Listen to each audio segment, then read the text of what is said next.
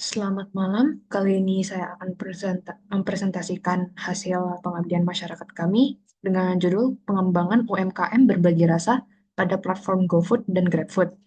Di sini akan ada 6 bagian. Yang pertama ada pendahuluan, lalu profil UMKM, lalu pelaksanaan kegiatan, hasil, foto kegiatan, dan kesimpulan dari Akmas ini. Untuk pendahuluan sendiri, jadi digitalisasi merupakan kunci untuk meningkatkan daya saing terutama bagi UMKM. Nah, UMKM yang kami bantu ini berbagi rasa, bergerak di bidang makanan dan minuman.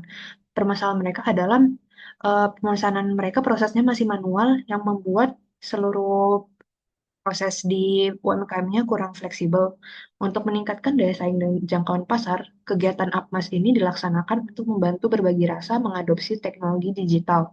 Dan hal ini dilakukan melalui pendaftaran di platform e-commerce seperti GoFood dan GrabFood, serta mendapatkan dukungan digital dalam transisinya.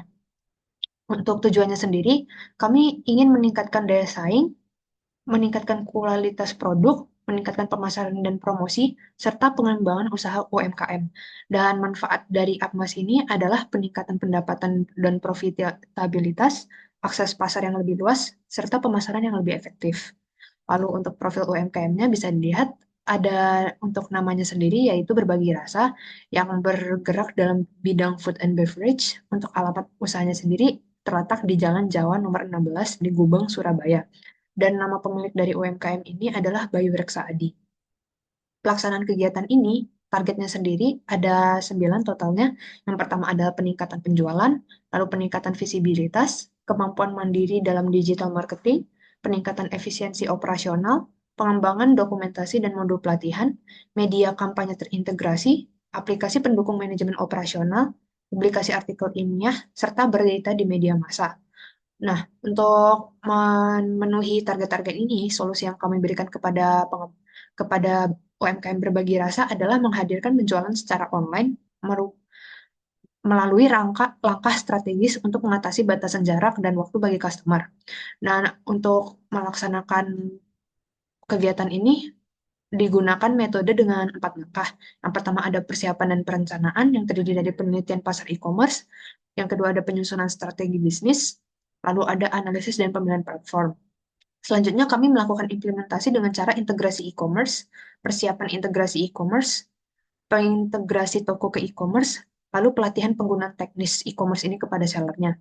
Selanjutnya kami akan melakukan monitoring yang terdiri dari analisis data, pemantauan kinerja, dan feedback pelanggan. Dan setelah monitoring ini selesai, kami akan melakukan evaluasi kinerja serta pembuatan laporan. Nah, untuk hasilnya bisa dilihat ini adalah toko yang setelah diimplementasikan pada GoFood dan GrabFood. Ini tampilannya. Lalu hasil penjualan pada e-commerce bisa dilihat ada transaksi yang masuk kepada GoFood melalui GoBiz ini. Lalu di sini bisa dilihat total dari penghasilan pada e-commerce. Kemudian untuk foto kegiatannya, di sini adalah foto dari tokonya secara online. Lalu di sini adalah ketika pemanduan dari staf-staf yang di UMKM tersebut ketika melakukan pelaksanaan digitalisasi. Lalu untuk kesimpulan dan sarannya sendiri, implementasi digitalisasi melalui e-commerce dapat meningkatkan efisiensi dan akses bagi UMKM berbagi rasa, serta konsumen pada proses transaksi dan penjangkauan pasar yang lebih luas.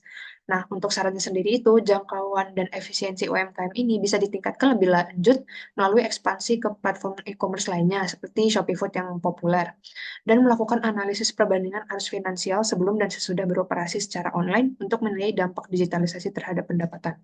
Sekian dari kami, terima kasih.